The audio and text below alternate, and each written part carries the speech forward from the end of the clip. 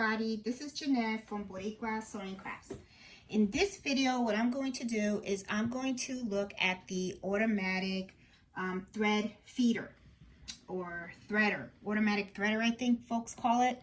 One of the things that I want to do is I want to talk about some of the issues that I have had in the past when the feeder was not working, okay? Now, the automatic thread feeder, what it's supposed to do is it's supposed to be able to feed the thread into the eye of your needle without you having to squint and look for the hole of the needle in order for you to put the thread through.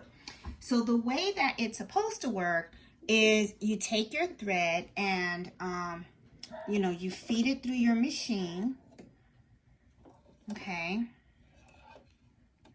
And then once you after you finish step number 6, you go up to step number 7, which is here. You cut your thread at step number 8 in the side, and then you push down the lever that is on the side of your machine. And then what happens is your thread gets fed into the hole of the needle, and then you can just go ahead and you can embroider. So what are some of the issues that I've had in the past that had stopped this function of the machine working?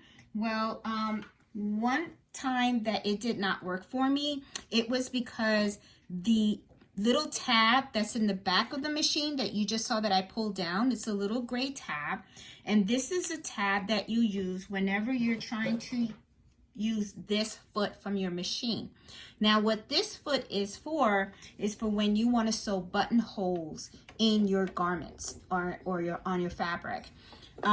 Usually what you do is you take the button and you put it on the back. And what this does is it kind of tells the machine the size of the buttonhole that you're going to need. I have this machine right now set up for embroidery, but if you were sewing, this would be where you would put it on, okay? You would put the sewing foot on. You would make sure that the button is in the back and put it in.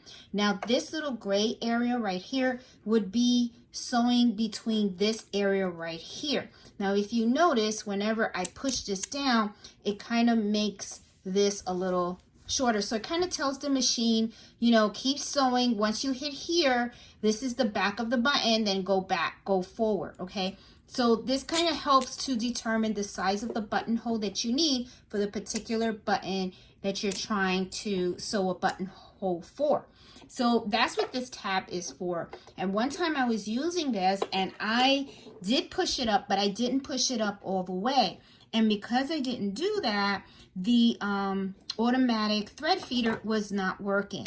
So if your thread feeder isn't working, what happened to me was I found this was not pushed up all the way. So that is something that you can check. Here's another thing too that you can check as well. And I'm going to move my camera down a little bit so that we can get closer to this area so that we can take a look at it, because this is something that is pretty important and I want folks to be aware of it. And what I want to do also, excuse me, sorry, I'm trying to get this positioned correctly, is I'm going to use a little pointer here because I got little fat fingers here. Here is your needle, and let me take the thread out because the thread can be a little distracting and stuff. So I'm going to take this thread out here so that you can just see what I'm looking at. Okay, when you are putting in your needle, okay, one of the things is I want you to pay attention to this area right here, okay, that I'm pointing at.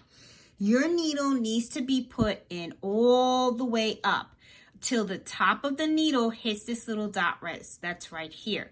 There's like a little tab or something.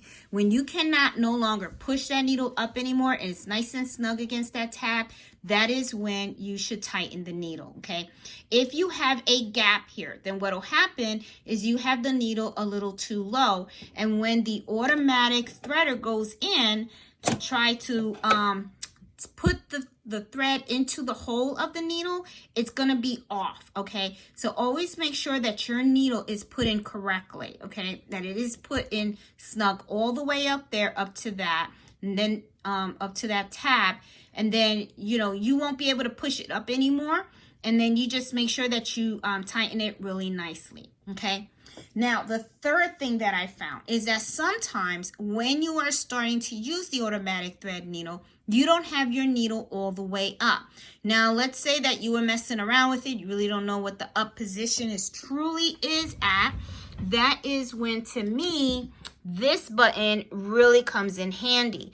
This is when you push your needle all the way down, and then you can push it again, and it pushes it all the way up, and then you should be able to hit the automatic thread feeder, you know, the little tab on the side, and be able to thread your needle, okay? Now, in some of our Facebook chats and stuff, I know some of you guys were having issues with your needles. You know, you guys asked me, what needles do you use? Well, I actually like the organ needles, okay? I don't know why, I've just been very, very attached. And not only that, I got several, I got about like 200 of these. So, you know, I better like them, okay?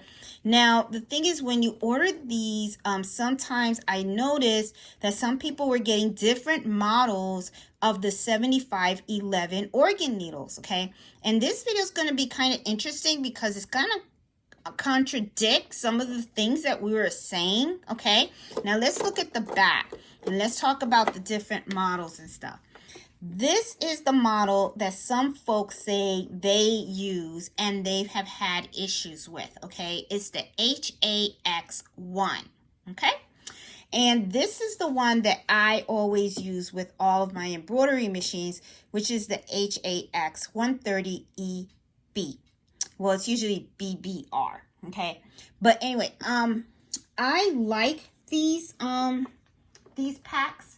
But one of the things that I want to do is I want to try them both out on the machine, and let's see if I have any issues with the automatic threader with any of these machines, okay? So what I'm going to do is I am going to remove the needle that I have now, and before I remove it, I'm going to do something. I got this idea from one of our viewers. She said whenever she changes a needle, she puts like a piece of fabric or a piece of paper underneath the needle, and then she removes it. Now, this is really, really smart, and I'm going to tell you why. If you don't have the piece of paper in there, then what will happen is the needle can then get dropped in here, and you don't want to take a chance of it breaking or snagging, and then you kind of jam it a little bit. So I really like that tip that she gave. So now I've gotten into the habit of whenever I change my needle, I always put like a piece of paper or a piece of fabric or just something, so that when I loosen the needle, as you see, I'm going to loosen it right now. See, it drops, and what it did was it just dropped right on the thing, and it's very easy for me to just take it. It didn't fall into the machine or anything like that. So I think that was a really, really neat piece of advice that she gave me. So, you know, I believe I got that from Janice. Thank you so much. I mean, that was like so cool. So, you know, really like that idea. So now what I'm going to do is I'm going to try the needles. Okay, now this is the one that people seem to have had trouble with. Okay, and let me see. And you know, I want to show you something else that's pretty interesting. I have, look at this. It says HA1. This is the one that I usually use for all of my machines. And if you look at this, it says HAX1EBBR. These are the ones that I usually buy. I just picked this up, and look what it says. I don't know if it's a typo or what, but this just says EB. So it's kind of interesting. Oh, this is a 65. There you go, 65. Now I know why. Okay, I picked up the wrong one for the demonstration. Okay, this is a 6511 size. Okay, I still use it for embroidery, but this is more for like lighter stuff. But for my regular embroidery, here you go. Here are the two 7511s. This is the one that I usually recommend. I've never had a problem with it. Folks talked about this one. They said they had an issue with it, okay? So what I want to do is I really want to try this needle out because I have never tried it. So I want to see if I have a problem with the auto threader with this needle, okay? So I'm going to open up this pack here. And I am going to take one out. Take one out of the pack here. Sorry. All right, so here, I'm going to leave these here. These are from the, and I don't want to mix them up. Okay, this is this, okay? This is the HA. So I'm going to put that in here, and I'm going to take one out. And, okay, always make sure that your needles have that flat side. Okay, one of the sides should be flat. I don't know if you guys can see it, but see how it's round and then it has like a little flat. I don't think you can see it, but it's called a flank shank, I think. I don't know. Anyway, take the portion that's flat. This is the flat one that I'm looking at right now. And then I'm going to just, the flat part should be facing back. And hold on, put it in. And like I said, make sure that it's all the way up, that you can't put it up anymore. Tighten it. And where's the tool? I know I had the tool to tighten it. I don't know where I put my tool. Ain't that something? Here it is. Okay, there you go. Okay. Make sure it's nice and tight. And take this out. Put down the needle. I'm pushing it all the way up. Okay, now I have my thread here. I'm going to put it on step number 6, 7, and cut it on 8. And let me try. Yeah, I was able to thread it. And this is the one that usually people say that they have issues with. And for some reason, I'm able to thread it. Okay. Well, I guess it's just one of those funky situations. Okay. So anyway, I just wanted to see myself, you know. But let me take that out. I'm going to take this needle out. I'm going to put this back in the package. And I'm going to take out the other needle. Oops, I didn't put my little paper in there, but I had it in my hand, so I'm gonna put this in here with all the others. Sure. Try to keep them nice and neat. Okay, these were the HA ones. There we go.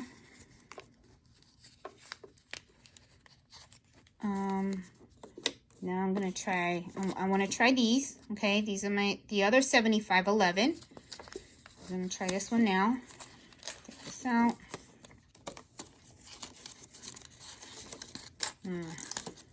And I remember I went and I was looking. I went to Organ Needles, their website, and I was trying to figure out what is the difference between these HA X-1s and then the 130, you know, and from what I read, it said the eye of the needle, but I don't know. We'll see.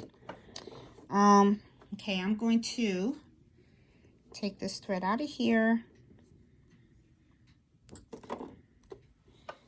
So this is kind of funny. It's like I'm not experiencing, I am not able to duplicate the issue. I'm tightening it, and then I'm tightening it here.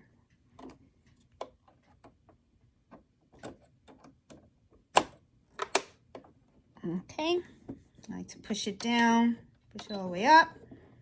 All right, I'm going to thread this on number 6,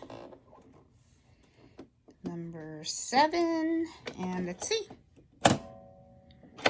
And this didn't work. It did not thread. Let me see. Did I not have it right? Let me see. Yep, I think I didn't do it right. Oops, because I've been messing around. Oop, drop something. Okay, let me see. Is it threading now? Let's see. Yep, now it threaded. See, it's working. It went right through the needle. I just didn't have it. All right, guys, so I just wanted to show you guys what my findings are, or seem to be. I just don't know what to say. I'm going to be honest with you. I would say just do what works for you, I guess. I don't know. I know that a lot of people are saying they're having problems with these needles. Maybe the only thing I could think of is maybe it's a bad batch of the needles. I don't know. It could be. It could be that maybe you got a bad batch, or I don't know. But both on my machine seem to work. You know, but if the automatic threader is not working, I would recommend trying what I had said in the beginning of this video. Make sure this tab in the back is all the way up. Make sure that your needle is put in all the way up, okay, where the top of the needle is right here by the tab, okay? Make sure that when you start the automatic threader, that the needle is all the way in the up position. So anyway, guys, I just wanted to show you, wanted to do this video and show you what, you know, what I found is I try to see what is up with these organ needles, you know, with these two different types. I will try to do more looking into it to see, you know, really what is the difference between these two. The, you know, the HAX and the HAX 130 EBBR. I mean, like I said, when I was reading it, it said about the eye, but I don't know. Okay, so anyway, hope you like this video. Give it a thumbs up. You know, hope if you're new to my channel, please subscribe. I always do videos on the SE1900 and different embroidery and sewing projects. And I also, please join our Facebook group, Embroidery Happy Hour Adventures. So hope you guys enjoyed this video and stuff, and happy sewing and embroidery. Bye.